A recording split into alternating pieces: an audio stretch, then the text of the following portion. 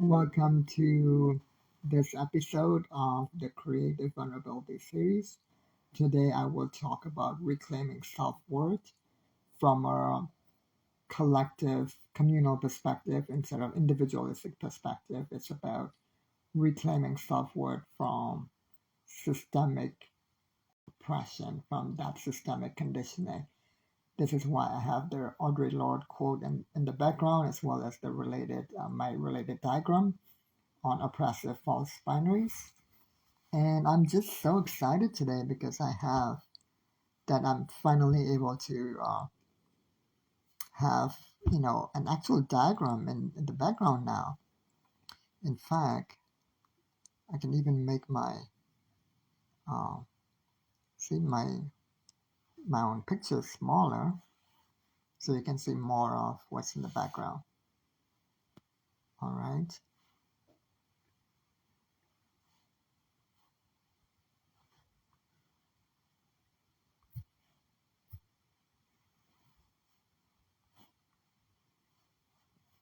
I'm gonna just invite a few more people to come and join us.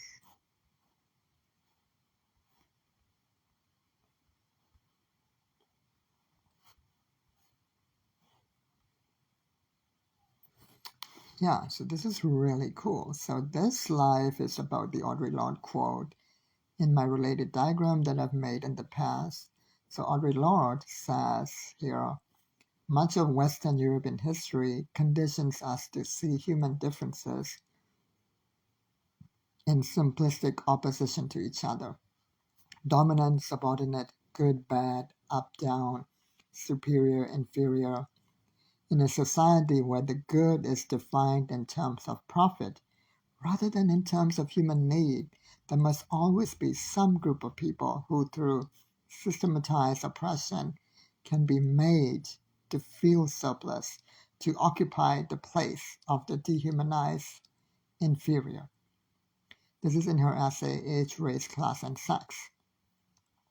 And so Mader, as you know, this is one of my favorite topics to heal and reclaim our self-worth from oppressive false binaries that come from systemic oppression. This is the basis of it, right? Oppressive false binaries include starting with the good evil false binary as the root of it all. Then there's the angel demon false binary, the peaceful monk violent savage false binary. There's the exotic perfection, always inadequate, too much other false binary, the savior villain false binary, and the perfect victim, irredeemable perpetrator false binary. Now, Audre Lorde continues in her essay. In the third paragraph, she says, intentionalized rejection of difference is an absolute necessity in a profit economy which needs outsiders as surplus people. As members of such an economy, we have all been programmed to respond to human differences between us with fear and loathing.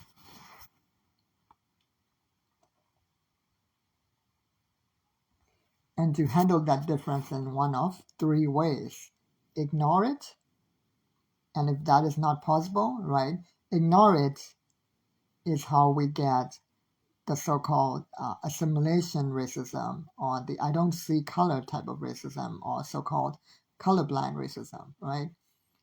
Now, if that is not possible, copy it if we think it is dominant, or destroy it if we think it is subordinate. The part about destroy it if we think it is subordinate is how we end up with ableism and classicism. But we have no patterns for relating across our human differences as equals. As a result, those differences have been misnamed and misused in the service of separation and confusion. So these two paragraphs, especially the first one, when she said, through systemized oppression, there will always be some group of people who are made to feel surplus, to occupy the place of the dehumanized inferior. So this is why it's so important to be aware of cultural context and systemic context. And when you hire a coach to help you with becoming more confident or helping you with your insecurities, it is advisable to hire a coach who is aware of systemic context, of racialized context, for example, right? So when a coach tells you that you're not confident because you have subconscious limiting beliefs like I'm not good enough that stem from childhood and maybe even past lives, they're right to a point, but that's more true for white people than racialized people in the sense that when in our case, it's not just that we're holding on to what happened in childhood in the past. It's an ongoing oppression. It's an ongoing reminder and a rewounding, an ongoing occurrence, a recurrence over and over every day of the privileged people and people in power trying to put us in our place and trying to deliberately make us feel like we're either too much or not enough. So it's not just about us. It's not just that we have to try to, let go of these so-called beliefs from the past, which are, by the way, like interpretations or meanings that we're still holding on to some from childhood trauma. That is true to a point, and it is time to let go of them. But even if we do, the system, the oppressive system, keeps trying to rewound us and reprogram us with uh, their versions of the same program, right? So it's important to become aware of that and to say no finally and to keep saying no. That's why I wrote this poem. And this is key to reclaiming your authentic creative expression as well, to become even more expressed, more clear, and more powerful in your expression of creativity. Being able to let go of that because you can only be truly creative and fully express when you're totally confident in yourself. And this is key. And this is why I wrote this poem. That's what today's life is about. It's called It Was Never About Me. And I wrote this on April 10th, about 4 days ago. Sunrise in the salt-filled oceans above my nose. Moon hidden deep inside. Sun still shining on it despite my shame. Arjun's bow striking away my doubts, showing me the beauty of the boat and revealing my true name. It's okay to be different. Trying to appease them colonizers by proving we are the same only gives them more dominance. And why would I even want to be the same as the most violent, manipulated people in the history of the world? Because it was never because I was different, but it was about making surplus people who can be used but never provided. Too much and not enough are two sides of the same coin. Neither is about me, but what they believe about me, what they want to believe about me, and what they want me to believe about me. Too much means too much of this population of whom I'm a part of, not just too much of me, my energy, my personality. Not enough isn't just about me inherently, but about them being greedy and entitled, never satisfied at my contribution, but always taking and giving nothing back. It was never about me. It was about them.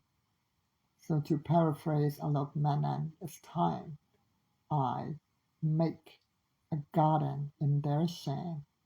Watch me bloom. Poem. And that poem is a direct response to the Audre Lorde quote. It's inspired by that. In the line about, that's a quote from Alok Menon, also reminds me of how when perpetrators and bullies, after they do what they do, they ironically try to shame us for being victimized, right? This is how we have, ridiculous questions like, what are you wearing? But in reality, the perpetrator should be the one who should be ashamed of what they did. So it's time we return shame to where it belongs, to the perpetrator, not us. So this is where, for me, the line, this line, that's what it means to me. Make a garden in their shame. Watch me bloom.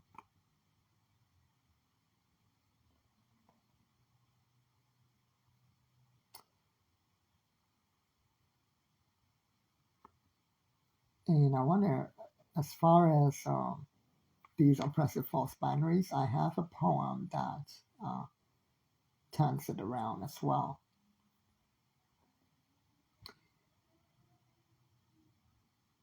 And by the way, this line that Audre Lorde said about mm, not having a model to relate to each other as equals, it's so important, right?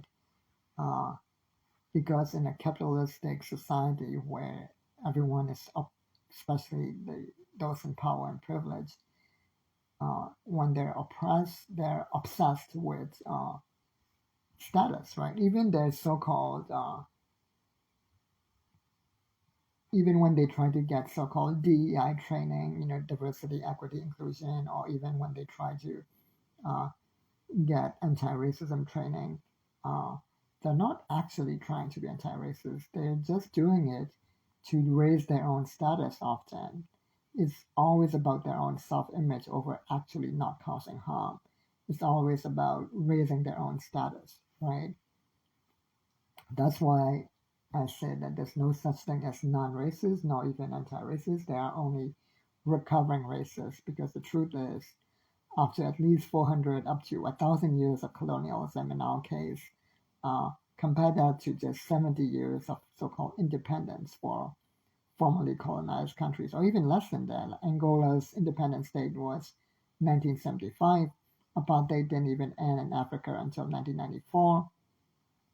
And there's still, some form of economic apartheid there. And so how can these people claim to be not racist when it's only recently that even colonized countries, it's only been a few decades since these colonized countries stopped being colonized. Compare that to 400 years up to 1,000 years of colonization. You're going to need at least 400 more years before you stop being racist. That's why I call all of them recovering racists at best. All right, this is called Breaking Up with the Demonization, Exotic Perfection, False Binary. Every day I am peaceful and in turmoil. I am brave and I'm terrified. I feel hopeful and hopeless. I feel that I can carry mountains and topple empire. And I feel crushed. I feel supported and betrayed. I want to stay and I want to leave. I want to yell and scream. And I want to whisper and sing and whistle and appease. I want to hug you and bug you, tell you to F off. I'm strong and I'm weak. I feel beautiful and I feel insecure about how I look. I'm not your demon. I'm not your fairy. So stop demonizing me, stop pitying me, stop mocking me, stop exotifying me, stop devaluing me, stop dehumanizing me. I'm breaking up with your demons and your fairies. That's your own delusion because you can't live with yourself. And for those who are not clear, this poem is very specifically an anti-racist, anti-colonial poem. I'm referring to me as a racialized, colonized person, so this doesn't apply to non-racialized people. Let's be very clear about that. The reason why I say that is because these people keep appropriating and twisting and weaponizing every single thing that black and brown and indigenous people create. And they make it about them. It's not about them, it's about us. This is about how they're treating us. They're not the ones who are oppressed. They're not the ones who are being victimized. Let's be very clear about that. they're not even the ones who've ever experienced racism. Because remember, they created race, they created racism, therefore they cannot be the ones who experience it. There is a big difference between racism and prejudice. But the number one difference is that the ones who created something cannot be the ones who experience it. So what this poem is about is that as a racialized person, I'm always either demonized or exotified. I'm always either exotified as this peaceful monk figure, but the moment I call out their racism and colonialism, or ableism or classism, etc., that's when they demonize me as the angry brown person. That's when the pendulum swings. Or even if I make a little bit of a mistake, then I fall from the pedestal, the exotified pedestal. So I'm not allowed to be human, to be in the middle ground. So like Audre Lorde said, there is no model for actually being equals, ever, in this system. We're always made to feel selfless, to feel uh, either not enough or too much. And and it's important to be aware that this is not just about what happened in childhood. It's an ongoing thing, and it's an ongoing boundary. It's an ongoing protection spell that we have to uh, weave a new protecting spell against systemic oppression every single day, against systemic racism, against these microaggressions that they keep doing. It's an ongoing boundary that we have to keep setting. It's really important to ongoingly remind us that this is not about us being too much and not enough inherently, but about them being greedy, entitled, and needing a surplus group of people for the system to function. And that is key to reclaiming self-worth. That is the missing piece in the whitewashed colonial Western coaching and personal development industry. So that is why I made this live. I'm doing this training. And related to this is a poem that I wrote called Your Every Accusation is a Confession, right? This is based on my research on how originally the word villain used to mean the word village. So the word villain, if you study the etymology of it, comes from the word villain. Comes from the word village, which are peasants, right? And even some of the synonyms for villain, such as churl, also used to mean peasants.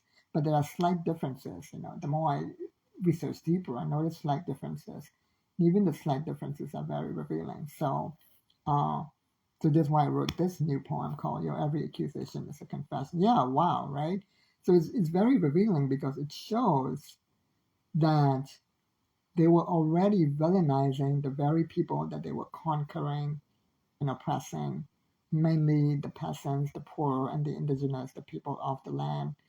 And that is why the word villain started to mean something different over time. And now the word villain just means a very bad person, right?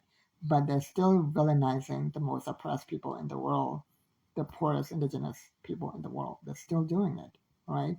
They're still calling us savages, right? And thugs. And by the way, they killed 10 million of my ancestors after calling them thugs, criminalizing them as thugs, just for them defending their land. And they killed 10 million, including newborn babies. It was a genocide. That's what the British did. And they're still doing some version of that even to this day, except fascist is the new savage, where they know, and I'm talking about both the people on the right and the left in the United States. The people on the right, they just think we're stupid, right?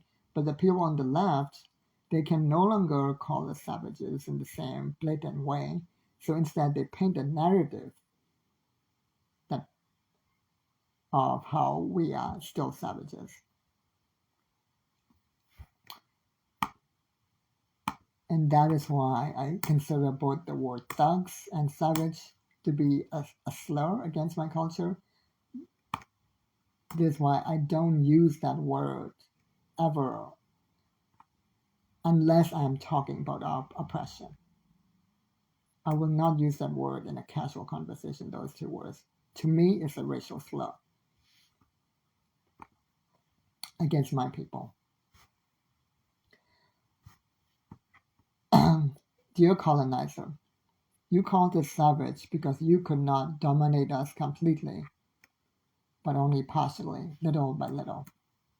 You called us churl because we were protecting our lands. This was offensive to you. You called us boor because our technology was simple yet effective, without being invasive against nature.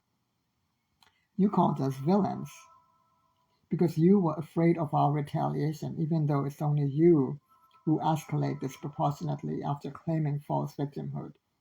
Churl, boor, savage, villain, they all meant one thing back in the day.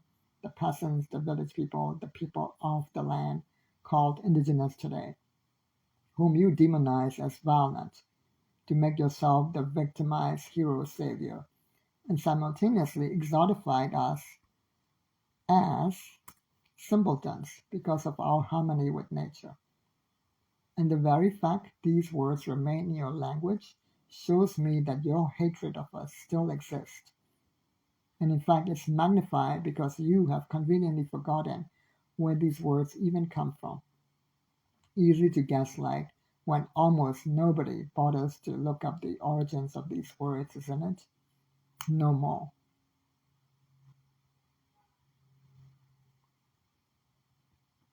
No more.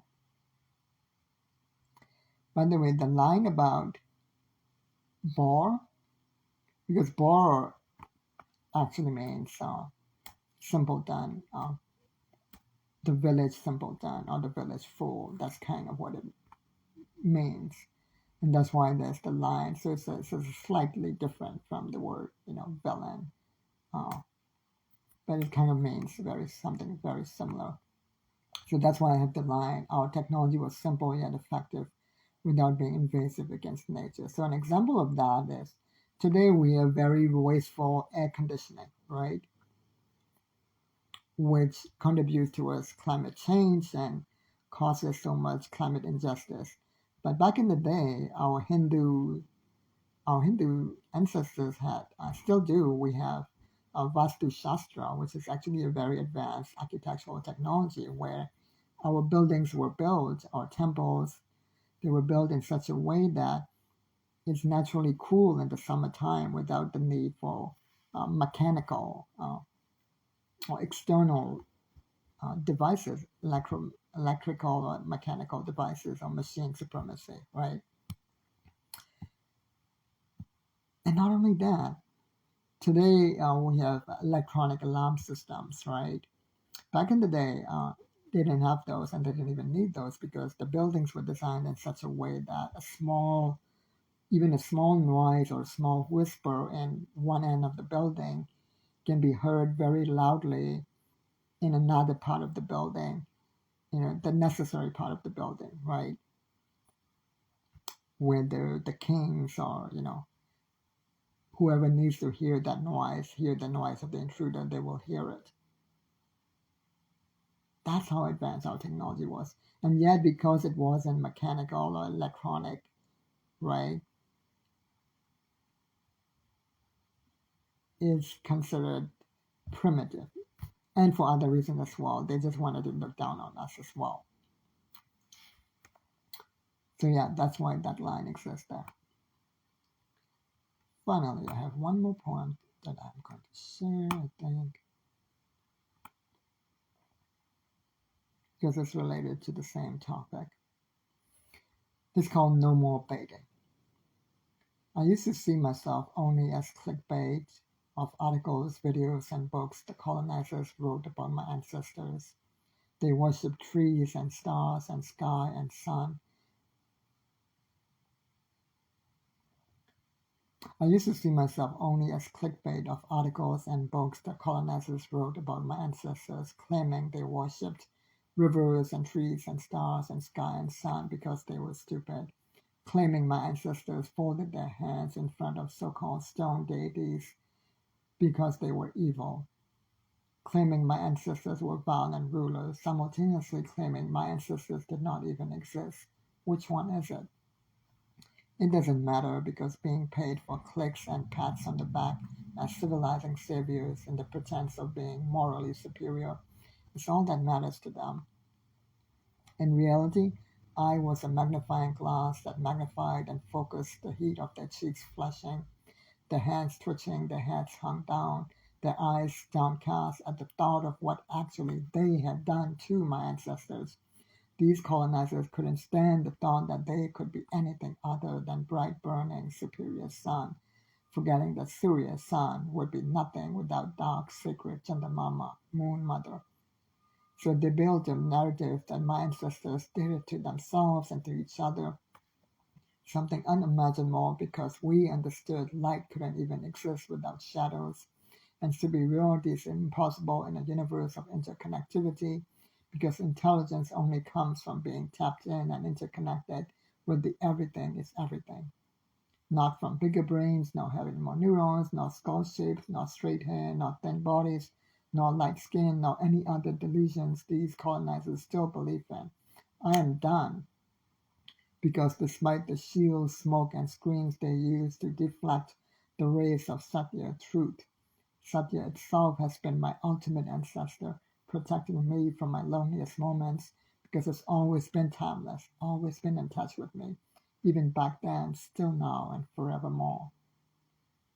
And what is this truth that's my ultimate ancestor? The truth of my wholeness, the truth of the both and that it's okay for me to be both peaceful and not peaceful at different times during the day,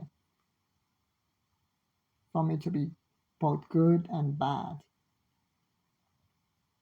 that I don't have to be a perfect victim.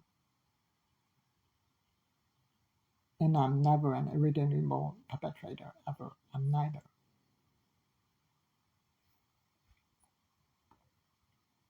In the line about, bigger brains, right? I put that line because interestingly enough, these Western scientists, every time they discover the intelligence of other animals besides human, they always act so surprised, right? Like recently they discovered that crows are not only intelligent, they've known about crow intelligence for a while, but a recent discovery is that crows, like humans, know that they know. They're aware that they are aware. In the past, they used to think that's a uniquely human thing. Like we know, we not only know things, we know that we know. We're aware that we're aware, right? It's a double awareness thing that they used to think is unique to humans, but they've discovered that crows also have it. And they act so surprised. They're like, oh, wow. And I'm like, no, duh. It's not a surprise to me as an indigenous Hindu who is aware of the interconnectedness of all life, that nature is intelligence, that I'm not superior to nature and that nature is not inferior to me. It's only people who think they're superior to nature and separate from nature that act so surprised. So when they think it's about, that human intelligence is about bigger brains or more neurons, it's still a legacy of eugenics. It's still a legacy of believing that it's about skull shapes or straight hair. It's no different. They're still holding on to that. Because not only do they think they're superior to 95% of humanity, they think they're superior to nature as well. And that's why whenever they hurl insults at us, they use animals to insult us as if that's such a bad thing. That's why I wrote a poem about that too. So that's where that line comes from. Similarly, mushrooms, right? They've discovered that mushrooms have a language consisting of at least 50 words. A language. Mushrooms without any brains. They have a language. In the sense that the electrical signals that they send to each other have a unique signature. Like they send unique electrical signals to each other that are like words in human language. And it consists of 50 words or 50 different electrical signals. So they communicate with the language. Okay, I have one more poem to share, and then I'll wrap this live up. This is me. This poem is double layered, right? This is me flipping all the insults they hurl at us, but it's also showing that, hey, if you don't think you are inferior, or if you don't think you're superior to nature, or that nature is inferior to you, these insults that they hurl at us, they're not actually insults. I proudly claim to be sheep and wolf and scorpion and gorilla and all of these things. I'm one with nature. So that's why I wrote this poem. It's called What It Costs You To When You Dehumanize Me. Call me cunning snake because you envy my flexibility, even though you have legs that can jump and move faster. Call me sly fox because you envy my wisdom, even though you have a bigly brain. Call me stupid sheep because you envy my ability to cooperate and commune with others, even though you own an empire. Call me big bad wolf because you envy my badass energy, even though your own unrestrained strength has almost destroyed the whole world, while I only brought down 3 houses. Call me scorpion because you envy my clear aim when striking for what I desire, even though you have entire armies getting you what you want. Call me weeds because you envy my tenacity and ability to be everywhere, connected to everything. Even though you could have this too, if only you allowed yourself the humility to see how much in common you and I are. Call me gorilla because you are scared of how much you have hurt us all, and you are afraid we will retaliate, even though it's only you that keep escalating disproportionately throughout history after claiming false victimhood. Call me beast because you have lost your own humanity and can't see mine, even though you ironically lost your own humanity while trying to dehumanize me. And finally, finally, call me kitten because now you're so scared after imagining threatening figments of me, even though you'd be whole and safe if only you see my humanity. Ultimately, that's how you reclaim your self-worth, reclaim your humanity from false binaries. And by reclaiming your humanity from false binaries, you reclaim your wholeness, the both and then every day set boundaries against systemic conditioning, systemic programming. Every day set boundaries against them telling us we're either too much or not enough. No more. No more of that. Enough. Peace and love. That's all I have to say. Welcome, Summer. Watch the replay if you have missed things. Have a great day, everyone.